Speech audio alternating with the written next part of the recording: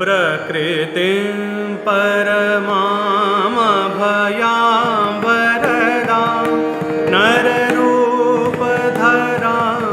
जनतापहरां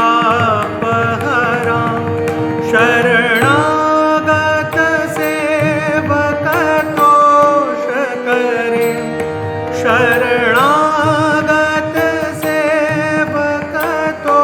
शरणागतसेवकतोषकरीं प्रणमामि परां जननीं जगतां गुणहीनसुतान् अपराधयुतान् कृपयाद्य समुदर मोहगतान् तरणीं भवसागरपारकरीं तरणीं भवसागरपारकरीं प्रणमामि परां जननीं जगतां विषयं कुसुमं परिहृत्य सदा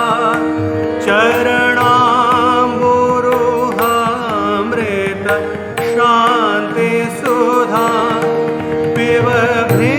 पिबभृङ्गमनो भवरोगहरा पिबभृङ्गमनो भवरोगहरा प्रणमामि परां जननीं जगतां कृपां कुरु महादेवी सुतेषु